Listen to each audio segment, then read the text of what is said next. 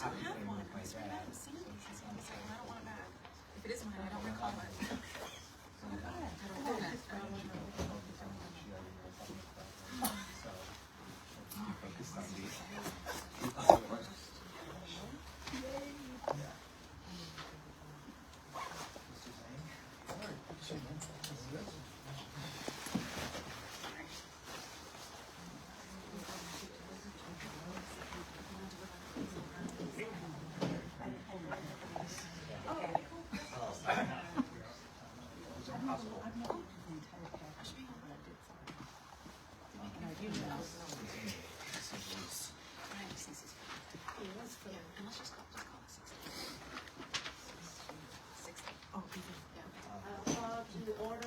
City Council study session, and I guess I should make a few subjects because Mike. Yep, there you go. So, as council knows, first up Headlee Results. The voter spoke, Headlee override was not approved, so council is aware, city operations will need to change to pass the balance of budget for fiscal year 26 and 27 and then for future years. So city staff, so me, Michelle, and Jess, we took a look and made just a really rough draft budget for FY 26-27 that adjusts tax revenues for inflation, eliminates PA 33 as that's going away next year, eliminates sidewalk assessment revenues that will be done for this year. It reflects the decrease in state share revenue that was introduced in this most recent budget. In our draft, we froze administrative employee pay. We increased PD pay based on our union agreements, adjusted anticipated increases for insurance costs, which is looking like it could be roughly 16% this next year. We eliminated all potential capital purchases, and we did an estimate for increases in fire and dispatch costs, because we're pretty sure that's going to go up another 5% or so. So with that, we're looking at about $250,000 deficit next year, and that does not include any capital. We know we're going to need capital in some capacity, whether it's a new police car or addressing more building needs. So this is kind of a discussion with council. What are you guys want to do for this next year? After we put some big ticket items in this memo for consideration, one is on the regular meeting agenda tonight for potential discussion and action. We're just looking for your input, see where we kind of want to go. I know what you like. It's like the main one is the library contract, which I'm sure everybody's concerned about. Personally, I think we should definitely wait to make that decision to see like what the library board says, like if they can give you the right answers. I think it would help us to make a better sound decision for that ask personally. Is the question that you're asking the library is whether or not they'll let us out early, or? It's twofold. That's one, if they're going to let us out early, and if we do cancel the contract, is there an opportunity for Lakewood Village residents individually to buy a membership that gives them full library access? I'm gonna second what Jamie said, and that is to table it until we can have that information. It will be an action after you guys at your regular meeting. I'm gonna table it. That's the way you guys want to go. After it's up to you guys. At the end of the day, I think this is, unless we start fully outsourcing PD or letting staff go, I think this is a big ticket item that will have to go this next year. Is there an issue from your perspective of waiting until next month? If anything, it comes to that year cancellation clause, where even though we're still 6 months out from July, the way that contract reads is a year notice effectively next July. So the reality is this wouldn't be canceled until July 27th. So we're trying to get out essentially 18 months early. So I think the more time we have to reach out to Southfield and do that negotiation, the better. I feel like there's got to be some kind of way that they can work with this in the contract. You would hope. It's a 46-year-old contract. That's what I'm saying. I think the year clause probably made sense back in the day when everything was truly seasonal and things like that. But just like us, as you guys remember when the assessing contract from Oakland County came to us last minute, we were all furious. The last thing we wanted is for this to happen when they start budget season. It's like, hey, we would like to cancel our $190,000 contract and have them throw fit and not let us. But at least under the terms of the current contract, there's no difference between today and June in terms of letting them know, unless you were able to get early release, because it wouldn't take effect until July 2027. Yeah, based off the current language, so would it be hopefully negotiating with them as either early release effective this July, or just letting them say, hey, a year notice is fine, and then we're only paying through next year. But if we try to cancel an hourly over for July, we will not pay anything to those. July 1 of 26, so it would not be appropriate. So people would still have access through June 30, 26. If they accept the. Yeah, we're able to Yeah. cancel. Yeah, so lottery is the big one, and then that's on your regular meeting for discussion and consideration. Other big topics, unlimited chipping services. This costs us roughly $70,000 a year. This is managed and run through SACRA. It's essentially the consortium has this contract with PopNot essentially does all the communities except for couples who handle themselves. So this is another big ticket item that's under consideration. It is under review with SACRA's attorney to see if there is a way to modify the contract to just remove rate drop. That's not a contract we can just straight up cancel. We are just one bullet point in the contract with everyone else. So it seems we can do that before this contract expires at the end of FY 27. So it will be short. Just on the summer. The other big thing, I've already had this conversation with Lieutenant Zhang, future Chief Zhang. Due to retirements and future promotions, we're about to have 2 open positions in the patrol unit of PD. They've been directed not to backfill one of them as of right now, just to start our savings. Naturally, that is a hit to the department. That means there are going to be some shifts where there's only one patrol officer on the road at a time. But each patrol officer costs the city $95,000 to $120,000 between wages and benefits. So is your 250,000, is that taking that into account? These top 3 are what we're referencing. Right, so that- Library chipping and not back. Okay, so that's 200, that would make up the 200,000. Can I go back to the library for 1 second? I have a few questions on that. So when I reread the contract, which I don't think I've read in 8 years, I was always told that we were paying 1 mil, and that's what it equated to in the budget, but in the contract it says 1 mil, I'm sorry, it says the same rate as the Southfield Library millage, but they don't have a Southfield Library millage, so at some point in the past, did that get, the language in that get changed? How, My knowledge is this has never been modified. It's something that Southfield had reached out to the city previously and attempts to increase Right, that I remember collection that. rate, but, we've been essentially locked in with that one door. okay, and then the other question, and I'm sure this is negligible in the overall scheme of things, but as part of that contract, we're giving them our penal fines that we were supposed to get from the county. What's the total on that? I mean, because we would then be getting those back, so that would offset that somewhat, but we know, I mean, I gotta imagine it's next to nothing. Yeah, I'll see even if we get records of that. I don't know if the county just sends that directly to them. We never see it. Right. So, for sure. Because that could mitigate it a little bit, and anything kind of nothing. I just have a question. So with the chipping, I just want to make sure like everyone's aware. So if we were to cut chipping, basically, we would now need to make sure it's in the yard waste bag and it can be picked up. So like if we did a Christmas tree, people who have real Christmas trees, like they need to cut it themselves, put it in the yard waste bag, and so it can be picked up. Yeah. So yard waste pickup would stay the same. Trim Valley runs that, so as long as it fits in the bag or Disney can, they still grab that. The unique thing with PopNot's contract, a couple communities that actually don't get weekly services, they do have on-call service. So I checked with soccer to see if we just move in that category. So if there is things like, hey, we're 1 week a year for Christmas, we will pick up trees. You put out this week, and we're not getting it. Or in the event there's emergencies, or just get a button out in your pocket, just so someone can come through and pick up branches. Yeah, but the issue with that is it's $45 an hour. So you gotta be very strategic when you use them, but you do want them for all these emergency services. But, yeah. So yard waste would stay the same.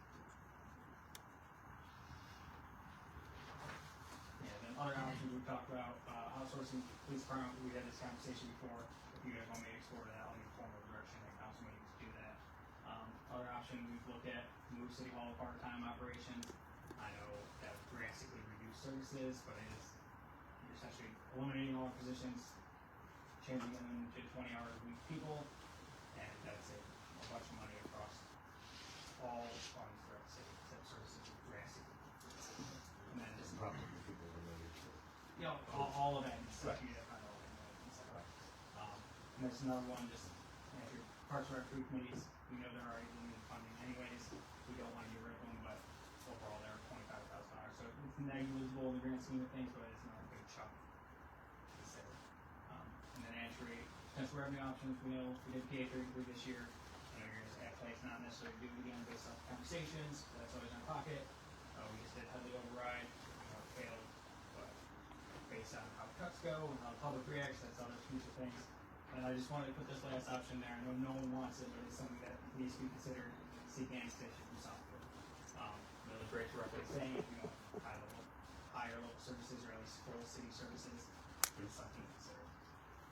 But annexation from Southfield isn't gonna solve the problem for the 26, 27.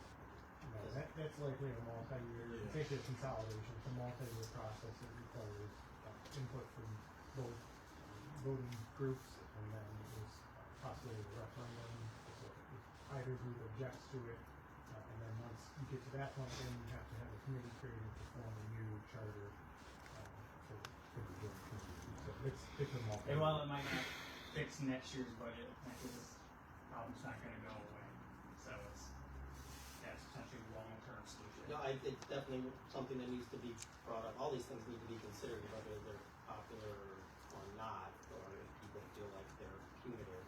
You have to think about it, discuss them, capture information about this. So I'm glad you're bringing it up. But we all understand that doesn't solve the problem for next year's budget. It's just not that, to me, that's a thing that, like, while we're figuring out how to get to that budget balance for next fiscal year, maybe we talk about if that's a direction that the city wants to try and go in to resolve budgeting issues in future years. Anything else? Nope, going on to study session recordings.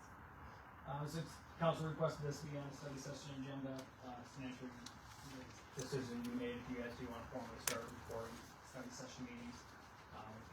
If council decides to go that way, either go two ways with it, either utilize a service like LBTV and have them come set up and record, using information based on what they used to record DDA meetings in a year, they run $6,000 to $6,500 each year. Or we go the route where we use the city cell phone, buy a tripod, we might just set it up, record it, post it later. Or something I had a conversation with Jalen about earlier, where we do want to record it, to consider just getting rid of study sessions and moving just the 2 formal meetings. Just put them in council chambers, use the recordings that are already there. This is just discussion with you guys to see if this is something you want to explore further, if you want to start enacting this in the next few months. We have some direction on where we go. Have you looked at potentially using a service like Zoom to make study sessions remotely accessible, even if we're not like scoring them, recording them and scoring them and broadcasting them on YouTube for future use? I know there's a cost associated with using Zoom and storing the recordings and having them available. There's also a law that says you can't do that. For study sessions? So you have to be, you can't have a remote meeting for this body, you could, same thing, you would have a camera or something set up to record it and broadcast it to the Zoom, but this body can't do it. No, right. Everybody who would be on the council would have to be physically present. The point is to try and provide access and transparency to people who want to see what's going on in the meetings but can't physically attend. Will still be a cost for it? That's my question. What would be the Oh. cost? And would the cost be different if we recorded and saved and broadcast on YouTube versus just streaming them live? To me, it becomes the managing part of it, because in reality, for staff-wise, the only people that need to be here are me and Lisa. So that means essentially one of us is going to be sitting out there dedicated to managing the camera while also supposed to be doing this job. So that's why if we were to go this route, my recommendation would be, set it up on a tripod, hit record, post it up. That way we're not managing multiple things at once. We did have a fair amount of technical issues when we were utilizing Zoom, and someone was always going back to reconnect it, or meetings were delayed starting because of connectivity issues, so. That kind of does make sense, because we all started using our computers for Zoom, somebody's just gonna go bad. For some reason, we're all sitting together, overusing it. Or it wouldn't be us on, it would just be one Yeah. computer on Zoom. We would pretend like that right now. So I would just add, if you could investigate what that would look like, what the cost might be. Just so that's another thing that can potentially be considered as an option. I'm thinking about like, there potentially is, some middle ground that's more cost effective than using OGTV, but also addresses the requests that we've been hearing for remote accessibility for residents and business owners to see what's going on in study sessions without having to be physically present. Speaking of recording, this was, we have to move over to, Mr. Lane's for a little, swearing this for recording, and you're supposed to have it set up before the meeting started. And on a tripod.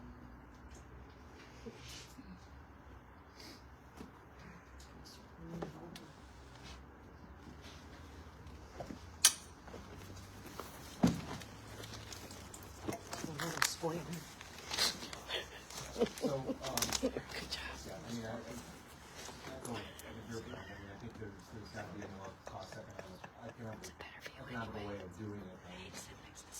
$6,500 for home services, given, the government that had the override and the focus on expenses, it's hard to swallow $6,500 for that. But it'd be We're great. currently at the limit of what their contract calls for them to do. We budget roughly exactly per 12 council meetings plus DDA planning commission and a couple other services. Yeah, so I mean, it'd be great if we could get like some options with the business of Zoom or using the city cell phone at the cost of those. I mean, So would we? you're actually saying that costing the city cell phone would be the actual cost, right? It's No, just more so that's- you need to manage it. Yeah, it's the managing aspect of it. Like when I'm here, it's going to be my cell phone that's recording it. It's just, you guys want to stay live or is it, to me, it's relatively easy if you guys are okay with just recording it and you kind of post it on this YouTube page later. That's when we want to try to go to the live aspect where like, people comment remotely, then it becomes a hassle for staff management issues. Well, just to give them some better than like you said, the memo, I mean, most cities on so it's more than other cities are doing. It gives people an option we can't make meetings. Right, just want to do it, but you discuss particularly that. I mean, it should be pointed out, we've had alluded to it. We surveyed about 8 to 10 communities, That's what came back on this. and one of them is recording their study sessions. Yeah, pretty much everyone's feedback was the same, similar how we talked about in the past, where the dialogue between council members goes away essentially immediately as soon as one recording's happening. And that's where some communities are like, we just don't do it all, it's just regular meetings now. Cause that's where, I had that conversation with Jalen, where the entire point to record them, move your guys' regular meetings up to 6 o'clock, have your meeting, your discussion on agenda items will just stay kind of how it is now, then you guys formally vote. And if you do have items that don't need formal votes, you always have that section at the end of your agenda is where you finish your new business, just go things down there and that's your discussion items. When you inquired to these communities about recorded study sessions, did you happen to ask them if they have residents or other private individuals recording sessions on their own? No, and this was actually a comment from another community, so we're not the only community that's facing this. No one mentioned that they have visitors recording. It's the city. Would be helpful for that. Just curious, like, if are these communities that aren't recording study sessions for valid reasons, do they have residents or other private individuals recording sessions on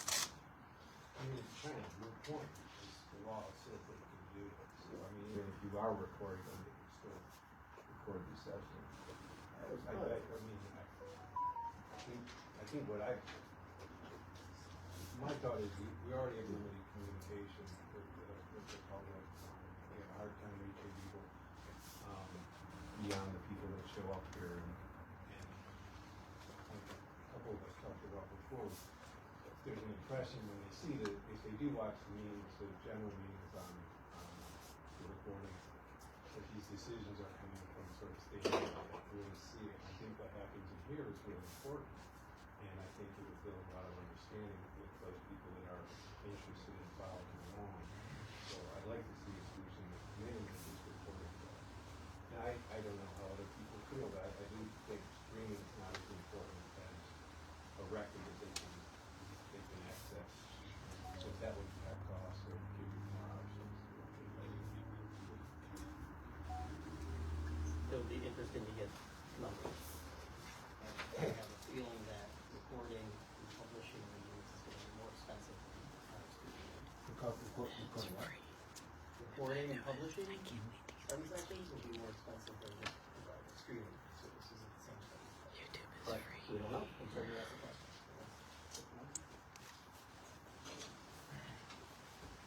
Any other questions? Hearing none, children in the community garden. As most councils are aware, the current volunteers who manage our children in community gardens have decided to step away from their volunteer roles at the end of this calendar year.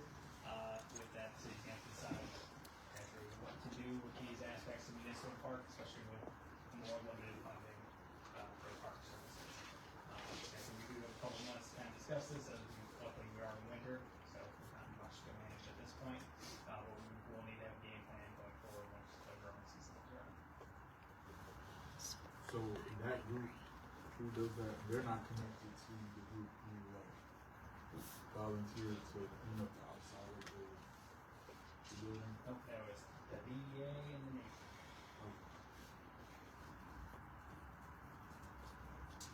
What types of services were the volunteers for the children's community gardens?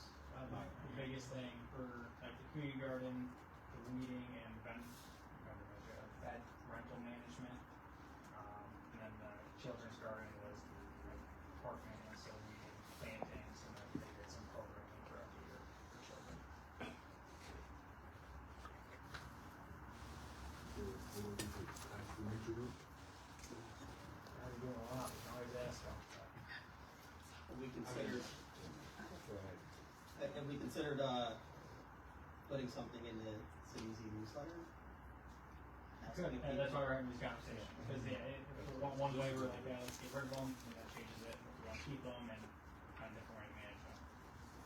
I mean, the children's garden isn't going anywhere physically, and it's got infrastructure, at least in the form of the sign and the windows, or the windows. So, the community garden was, erected with, temporary fencing, permanent, but that's, Is that and that, aren't individuals guarding the community garden? Is that how it works? They essentially rent them back each year. Right. Yeah, but there was a group that managed them, and did, Right, like, right, like the IO weeding and managing them when they would come and setting all that up. They're certainly interested parties. One would think. I know all the bed, I know bed rentals have decreased over the years, I think it's getting less and less popular. There might be some folks that do utilize them. What percentage of the beds are, So maybe there could be like a community service group developed and put it out there in the newsletter. And they would be responsible for all the costs. The city contributes, I think it's like $500 or $1,000 each year for, the community garden, the children's garden, yeah, they manage that cost over the past few years. Are they separate? Yeah, they're two separate volunteer groups, yeah. And they're both stepping up? Yep. Both the boards, at least. I'd like to hope or imagine that there might be a new group of people willing to take those, the tests on, we can't know until we put out a call. And possibly some college. Possibly. there is a source of revenue, whatever it is, for the rental, I'm sure it's not much, but maybe you face everything. Doesn't the Children's Garden, aren't they like an established 501c3? Yeah, they're legally recognized 501(c)(3).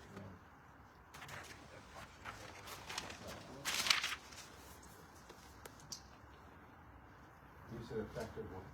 It's an effective, yeah, yeah, it's an effective, yeah, when they're done, realistically, they're done with summer, but.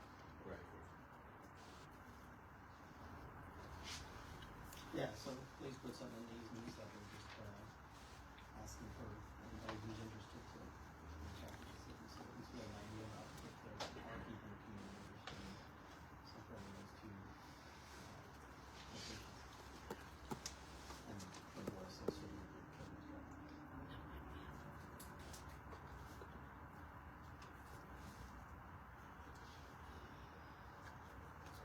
Anything else?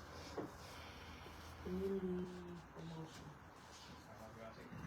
Sure, yeah. I participated in the most recent Parks and Rec committee meeting, as Bruce was out of town. And, one of the action items that came out of the Parks and Rec committee, to the city council is to, have us discuss the concept of community promotion across all the different committees and organizations in the city that actually promote the city.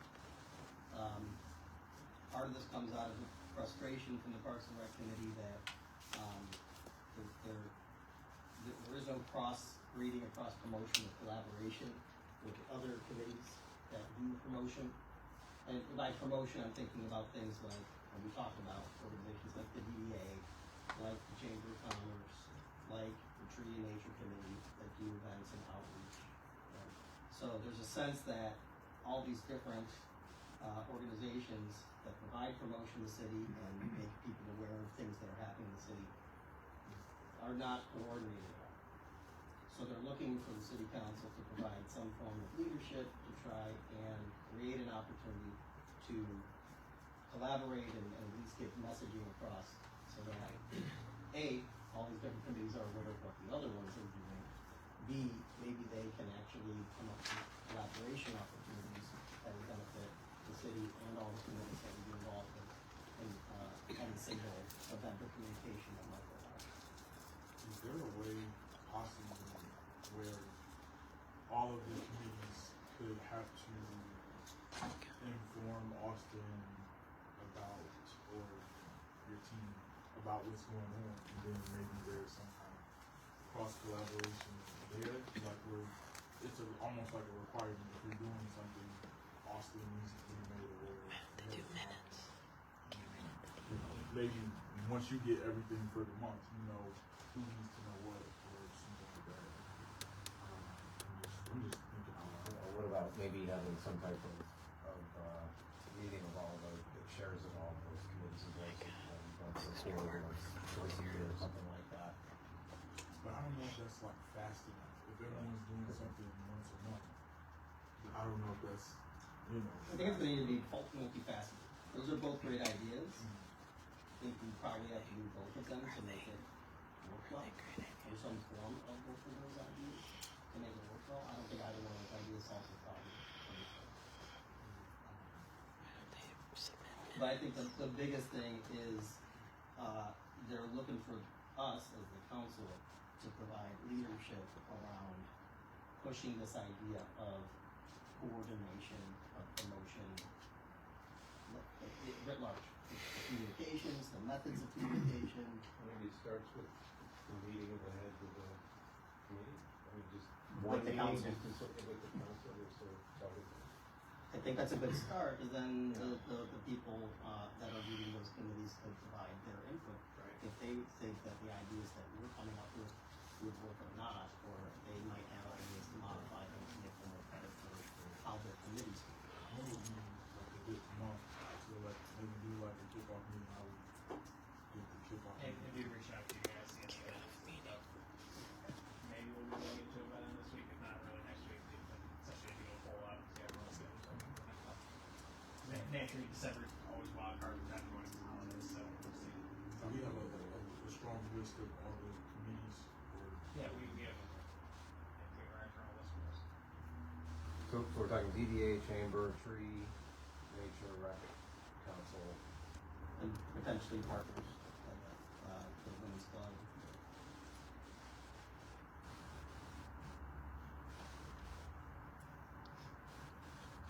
That's who I was thinking. And all of those organizations do something that promotes the city, primarily internally, but also externally.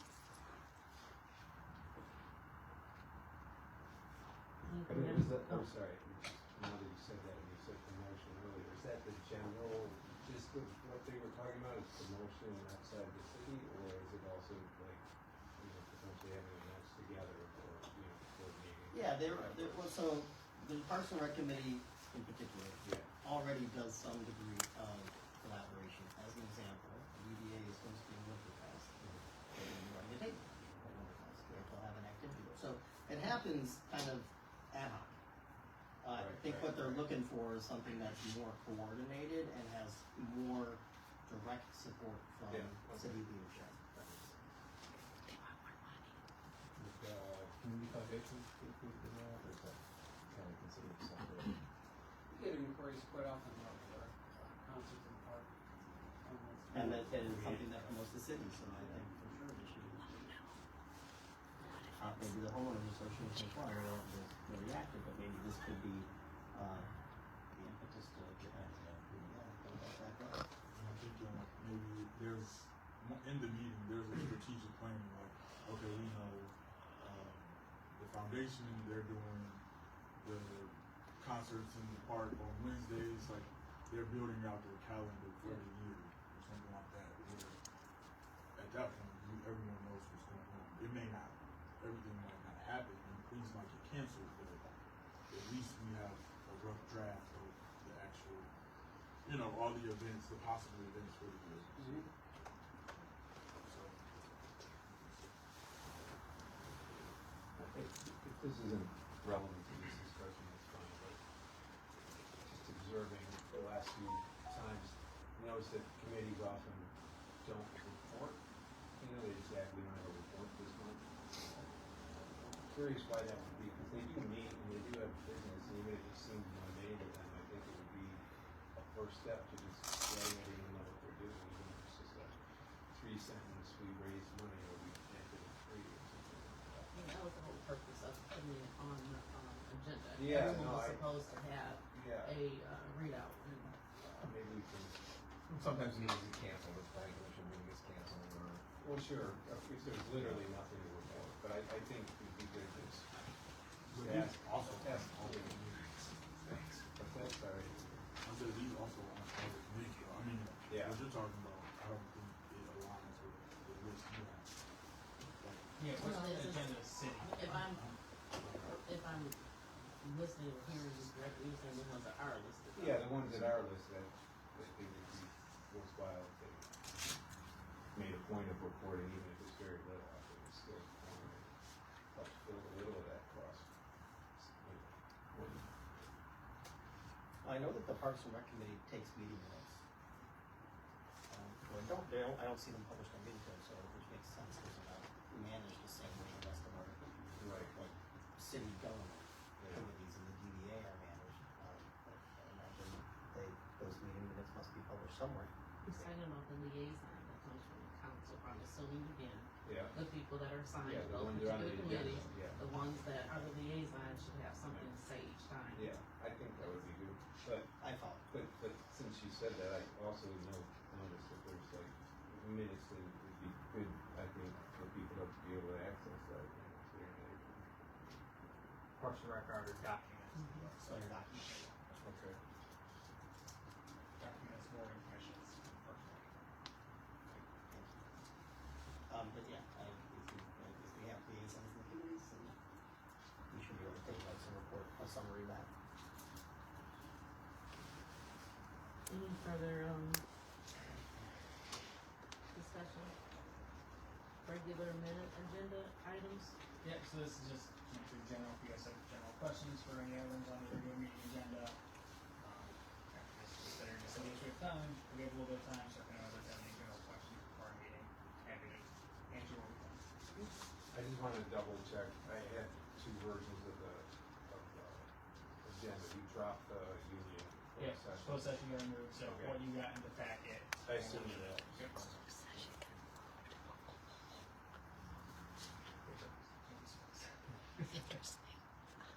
So do you think with the DPS building, I know we're like making that improvement, but do you think it's just gonna like spiral and we're gonna have like more and more things we need to do for In my opinion, the building still needs to be knocked down.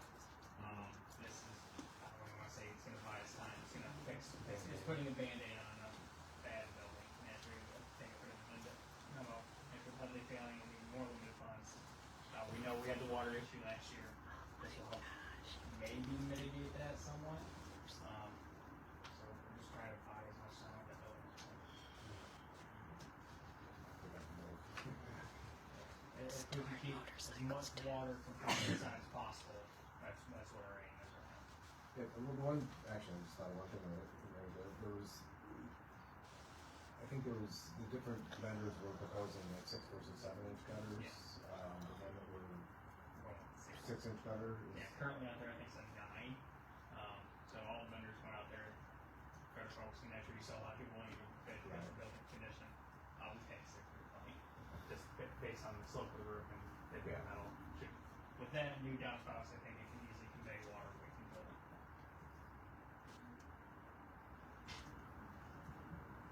Any other questions or anything on this? I had a question on the main agenda, just the appointment to the EDA committee. Has there been discussion on that? We discussed that there, or is? Yeah, you discuss now typically historically the recommendations for any boards come from the mayor, Right. and then you guys will discuss it and then vote on it. So, yeah, you can discuss it more. Why? Just wondering. There was some discussion. Any thoughts about it already? Okay. Are you asking a question? Well, I guess the last thing that I saw appointed was the planning commission, and there wasn't really discussion. It was just your recommendation, and then we voted. Is that the process for these? It is, I mean, we normally have a conversation, and we haven't had a conversation around this one, so thank you for bringing it up. So, I have some thoughts on who it should be, but if you'd like to, give your opinion. I was more looking to hear yours.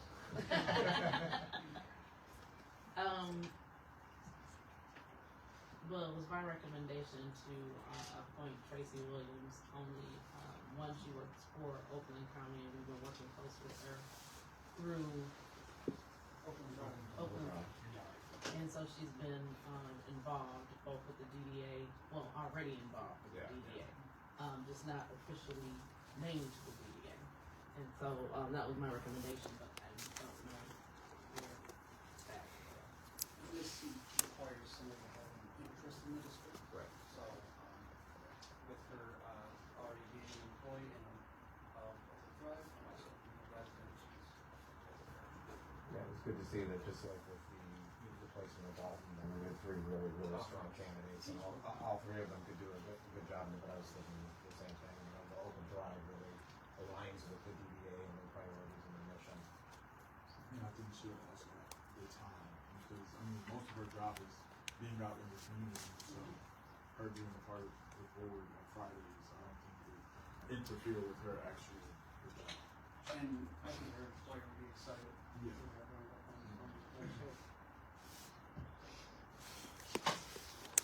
Did you have any thoughts on that?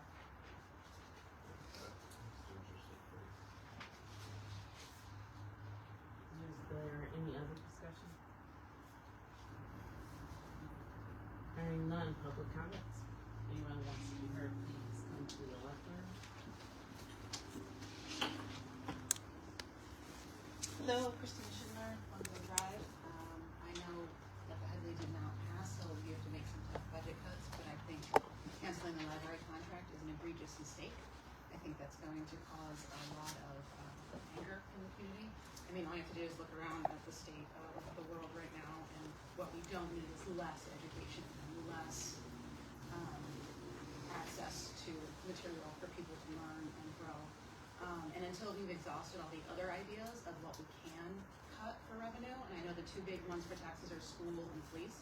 School we can't do anything about, but I for one support a study, and I don't know which way it's gonna come back, outsourcing the police of how much we could save. A very quick research on Google shows a equal size community in New Jersey outsourced their police. They saved $572,000 annually, or about $143 per person, which is about our shortcoming. So I, for one, as a resident, support getting that information, because like Jason says, it might not be good, might not be a good option, but I'd like to have that information. Thank you.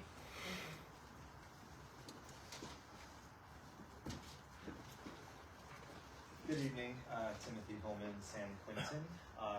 First, I dropped off some goodies on the table outside of the doors downstairs. So thank you to the city and to Mayor Garrett and to your sisters at Oh, thank you. I was like, what are you, my for sister? their. Oh, yes. Sorry, I'm talking about the Thank you. I food appreciate drive it. for people in need. So thank you for the coordination of that. It sounds like it looks like there was a very good turnout for it. So I appreciate that. To echo some of Christina's statements, I too agree that compromising our library would be a mistake. Just some perspective, which you may already have. I'm not sure if you do. I clicked around to see if there were any other communities in Oakland County that don't have direct access to a library, and I think the answer is there aren't any. From Hazel Park, Royal Oak Township, and Pontiac, all the way up to Bloomfield and Birmingham, and Clarkston, everybody has access to a library. So hopefully we can find some other way to meet our budget needs that don't include cutting off valuable resources such as that. Thank you. Thank you. Anyone else? Cora Morgan, Sunnybrook Avenue. I too want to talk about the library contract. I also agree that would be a huge mistake to cut that. I find it kind of almost offensive that the statement was that has to go. That, I mean, I just think that's unacceptable to just assume that we have to cut the library contract. I'm from a small town in northern Michigan. Very low education, very low income. Most people don't even have a bachelor's degree, and they support the library. I mean, it's insane to me that an educated, pretty well-off city would be considering getting rid of the library. I mean, maybe something to consider would be a library millage. That's what my small town did, and that passed in a low education, low income city.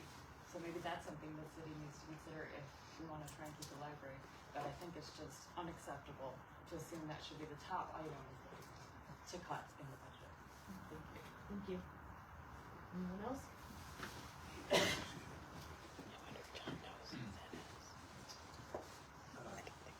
Ian Zetman, Sunset Boulevard. Really, the three previous, I just want to add my objection to cutting the library budget. I don't think that Lathrop Village would like to be known as the least educated or intellectually curious community in Oakland County. I think I can't imagine that cutting the library access for our citizens, and I think 1,000, does that represent about 20% of the residents of Lathrop Village? Is that right? It's about a quarter. About a quarter. Okay. A quarter of our residents have library cards. Cutting people off from that access is unacceptable. I mean, what kind of reputation would this city get if we did that? People seem to be worried about their property values and their taxes. Well, I think if we start getting the reputation of being a city that's cut out its library, and it's also going to cut its police force, you're going to find property values are going to diminish. we are not doing ourselves any, quite apart from the intellectualistic, we're not doing ourselves any good at all by cutting the library. Thank you. Anyone else like to hear it? I'm sorry, would you mind? I didn't use my full 3 minutes and I wanted to contribute something else. I'm sorry. Just a potential strategic option. I was curious, for example, what the city of Pleasant Ridge does for library services, and I thought for sure I would see that they contract with the city of Ferndale, much like the city of Lakewood Village contracts with the city of Southfield. To my surprise, they actually contract with the city of Huntington Woods, which I suppose they kind of share a tiny border, if you consider 696 dividing those two places a border. But I'm curious if perhaps we could engage other places, the city of Oak Park, the city of Berkeley, the city of Birmingham, etc., for what it would cost to engage their library services, because as many of us that utilize the libraries know, if you have a Southfield library card, or Berkeley library card, or an Oak Park library card, that card has reciprocal value to other networked libraries. So maybe it's just Southfield Public Library is not the most cost-effective option, and exploring some other cities' libraries might be the trick. Thank you for allowing my extra time.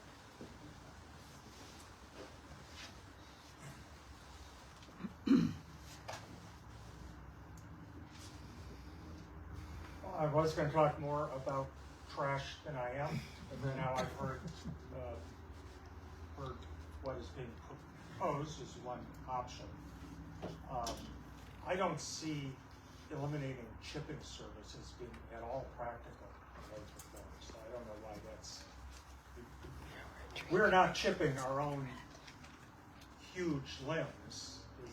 Are they still going to take a? You know, what are we going to do when limbs fall down? You know, I can understand people have arborists come in to trim their trees nice, and then maybe they can pay to have that taken away. You pay a company, yeah. So, I mean, we should take that off the table. But I was going to suggest, facetiously, that we do what San Diego has just done, is start charging for trash.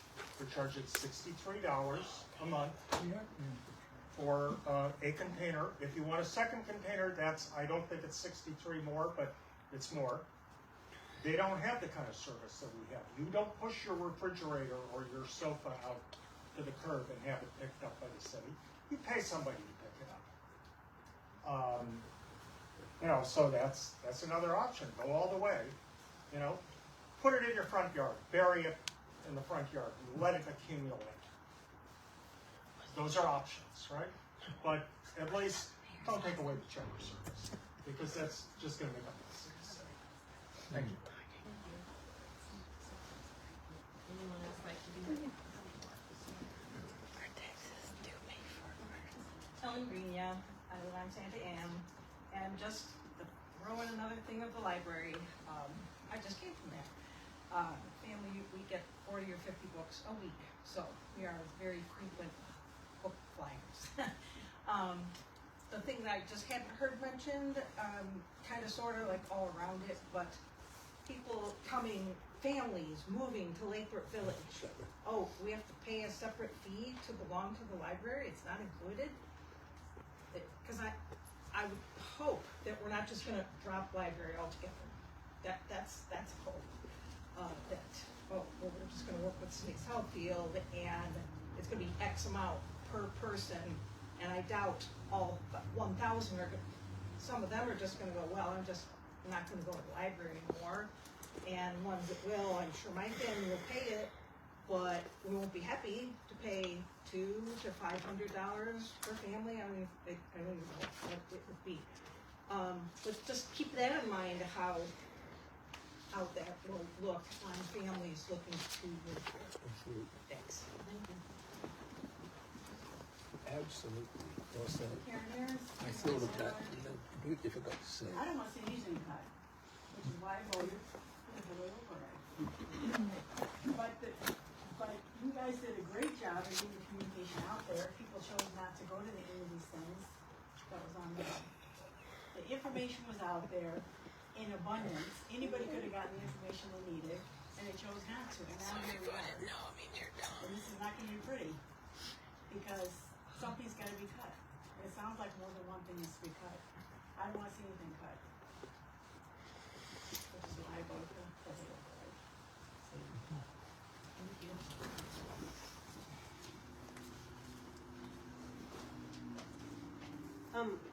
Hi, Autumn, Suzanne. The woman who spoke just before, Karen, since you use the library, maybe you could answer to this, because I stopped using it with my kids to check out books, because we buy books like crazy. And we were paying penalties for late fees like crazy.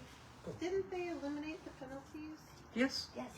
Yes, so when Bruce mentioned penalty fines, were you talking about oh, you weren't talking about. There are still penalties. Oh, So there you are? can still, yeah, but there are so many different ways to get around it. We can talk about it separately, but Okay, that was my I've question. never paid. I haven't paid one in 3 years. All So. right, and then I just wanted to say, in answer to what I am interpreting, you saying, Karen, that if you didn't vote for Headlee, it means you weren't informed. I disagree. I believe that if you didn't vote for Headlee, it's because you had opposite opinion of what your opinion is. And it doesn't mean you're stupid to not have voted the way you voted. And I just want to say that when you go over the disbursements, the expenditure disbursements that are available at every city council meeting once a month, they have a report. It's a very interesting endeavor to see all the money that we spend through Giffords Webster, all the incredible amount of money we spend like paving a parking lot for $120,000.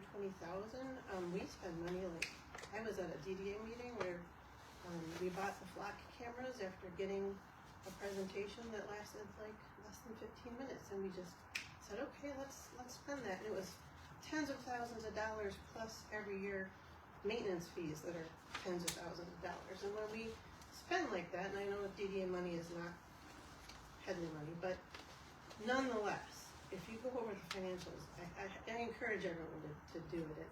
It's a very informative, kind of mind-blowing endeavor. Okay, thank you. Thank you. Anyone else like to be heard?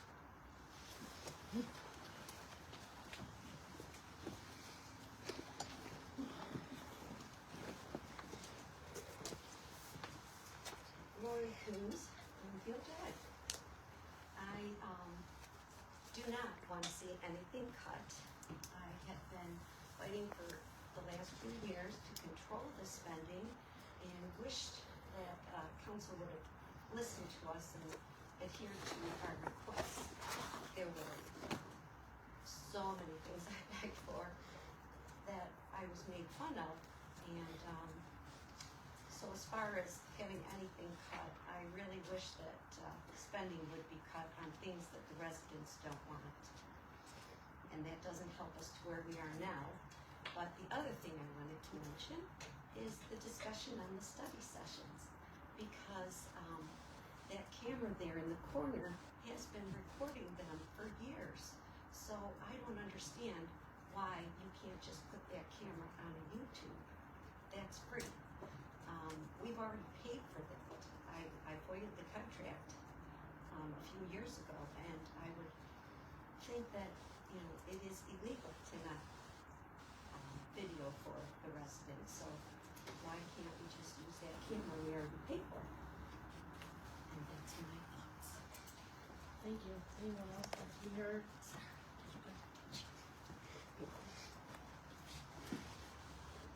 No? Mayor and council comments. For me, I do use the library, and so I am very, I won't even say hesitant. I'm not for cutting anything also, but I'm also like Karen, where you're in a situation where you have to do what you have to do. I think that one, our due diligence needs to be done before making a decision of just completely cutting it, because I forgot who said it, that there was no community that did not have access. I forgot the and whatever. But also to have some type of membership. And I talked to Fred Zorn over at Southfield, who had no clue that we were even thinking about this. And so that kind of concerned me that the city manager didn't know this might be coming that we need to do our due diligence before our sites that we know will be shaken. And I think that it does need to be some type of membership, because the library, having a public library and access to it, it may be a dinosaur to some, that we have everything technology wise at our fingertips, but it's been helpful for school age and for old age.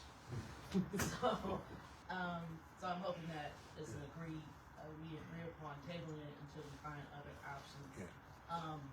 I also, with the fact of not negating outsourcing to police, however, I'm strongly against that.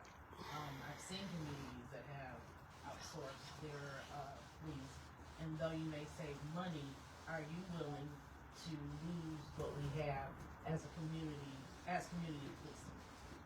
And I just think that would be a strong no for me, but I'm also put on the table to see what it looks like.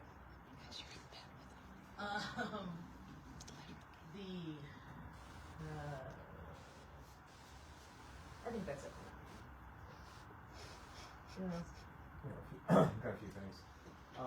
So with the JMC lawsuit, Scott, now that's done, what are our next steps? So we're right back where we were in January of 2021 with having exhausted all the way up to the U.S. Supreme Court.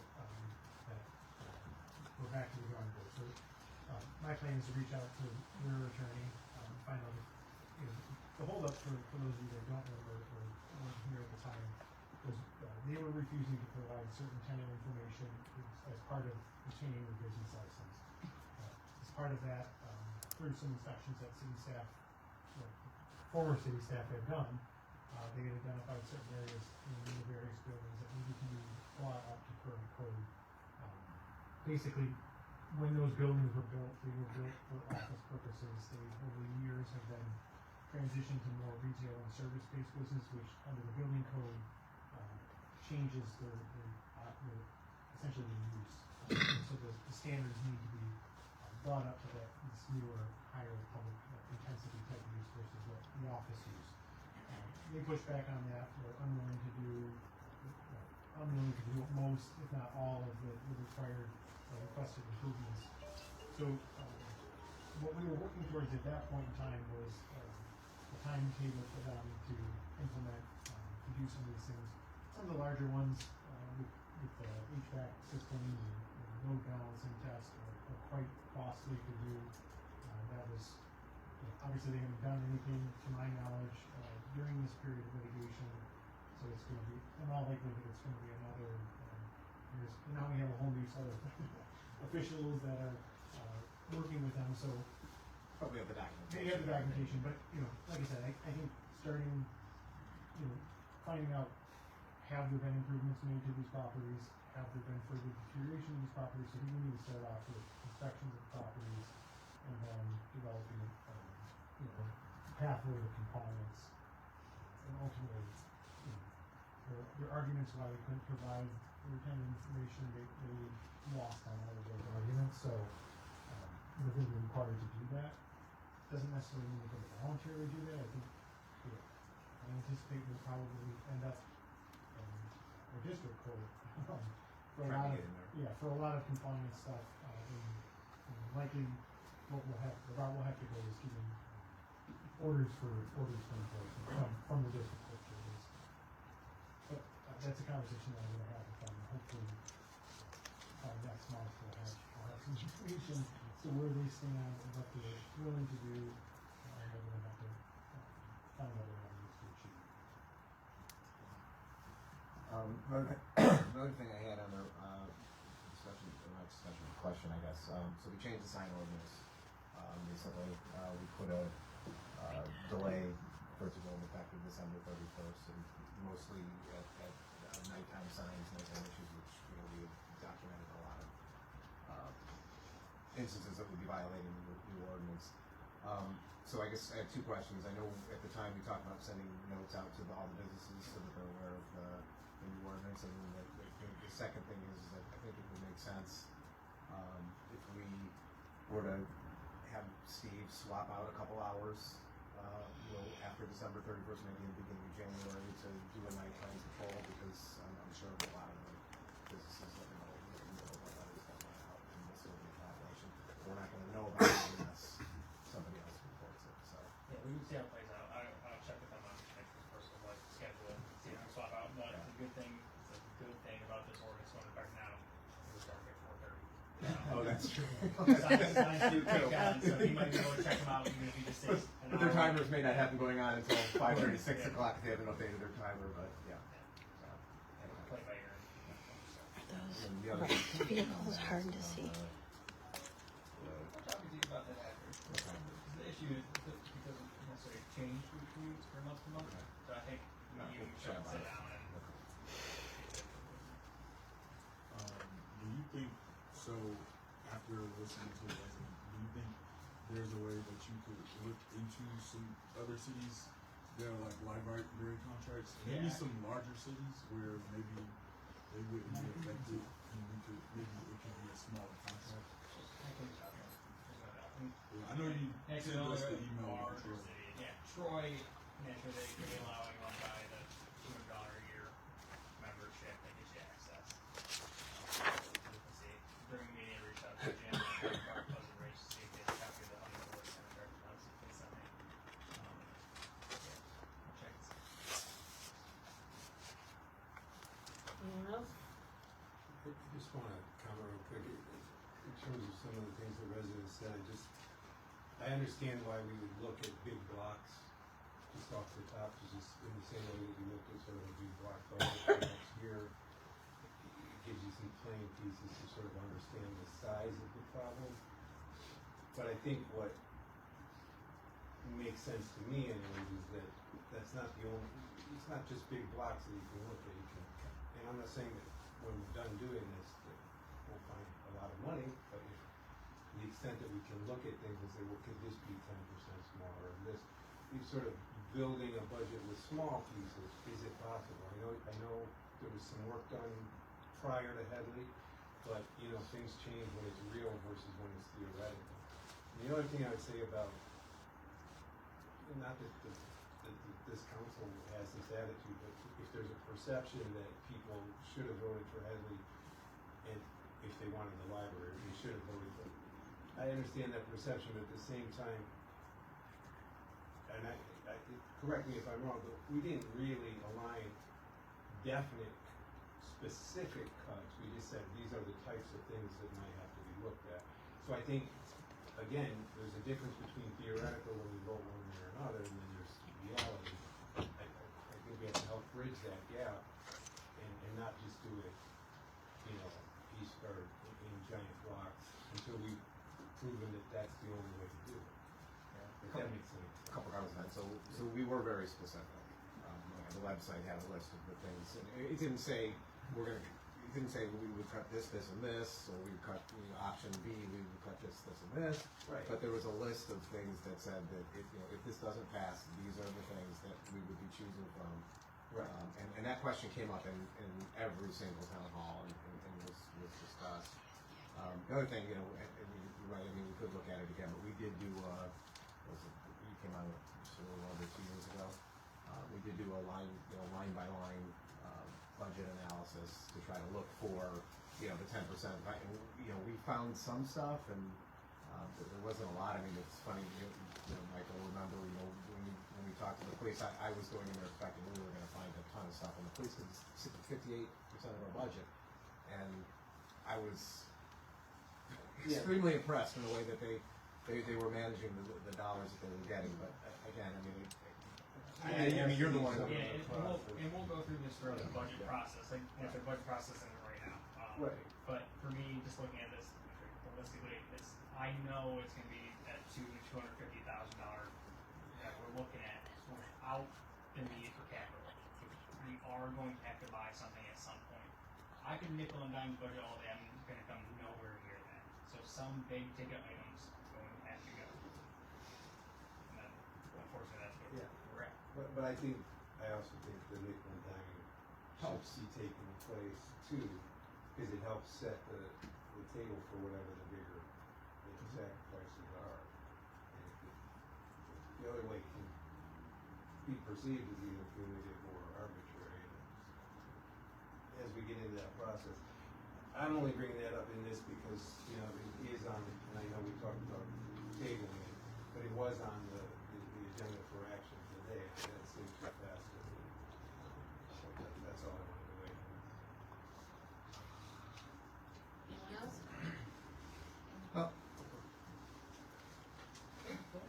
I just wanted to say to you that City Green and I have spent the whole year looking over all the little contracts that we could look at.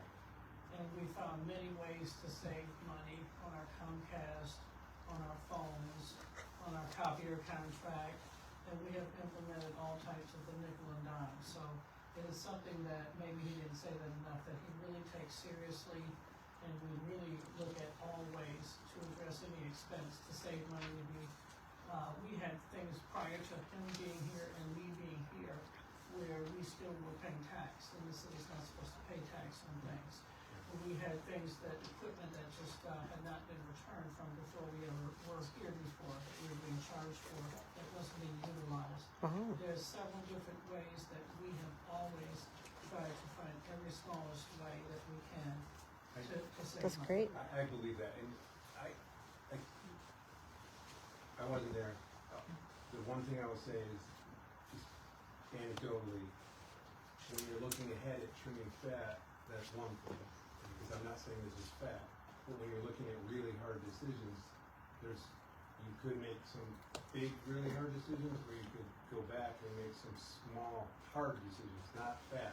If I said fat, I didn't mean to, I don't think I did, but, you know, so whatever that is, you know, I mean, when we talk about, what if we got rid of the entire police force, well, that seems like a non-starter to me, but but the other, do they get smaller, or, you know, does that car get kicked Mr. down? Suzanne, So those are the kinds of things. everyone that spoke, not one of them said, let's keep our staff. So for me and all the other staff members here, it's like, oh, they're gonna choose the library over us. This is like let's pass out right in front of everyone. Nope, I'm at work, I'm gonna stay upright. So it's really scary for us too, with what's going on, and with the policing aspect being brought up. If you have to pull the police from Southfield, which goes all the way to 8 Mile, all the way there, it's a longer time for them to respond. So there's a lot of discussions, and I'm thankful that you're thinking of all the other items, and thank you for letting me speak. Well, they also didn't bring up, let's not be part of Southfield, and I don't think there's anybody that can be going. No, we don't want. It would surprise me if anyone wants to suddenly be part of Southfield. So I think there's some parts of this that maybe didn't come up because nobody's taking those. Things seriously, you know. Whereas I think everyone's taking the library right today, and it's very serious. Yeah. But We don't want to see you gone, At the end of Lisa. the day, we need to look at everything. Right. And I guess capture that's all all the I'm saying, information, really. right? Yeah. And just because we're looking at something, whether it's getting rid of the library or outsourcing the police, it's to capture information so we can make an informed decision, not because we're trying to be punitive. Right. And it's not because we're trying to injure people. It's not because we're trying to impact the property values in the city. It's because we're trying to collect information to make an informed decision.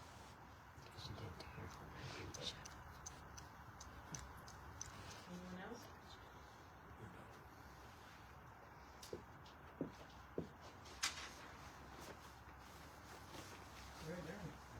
Right. Is that new? Yeah, Cute. I hate this color. Oh, you hate that color? I like this color, the fuchsia color. This is like almost red when I look at it. He couldn't get the color I wanted, so he just got me. What kind of phone is it? It's just the Android. What kind? What year? I don't blame you. Oh, I didn't mean to make you take it out. So waited. It's how my daughter-in-law browsers it. Wait. I'm sorry. Before you do that, go to your settings. It might tell us. It does. Oh, jeez. Yeah. We don't have little ones ourselves. I live with my son. Was that good? So, and I ended up Yeah, the small thing at, you know, cars were weird. Alex, no. Oh, I know, wait. Oh, do you really? Oh my gosh. And it's a I did this. Yeah. That's All right. 25. I knew that. I knew that. 2, Somebody just 5. showed me that. Okay. I'll see if I can find something. yeah, now he lives on the other side.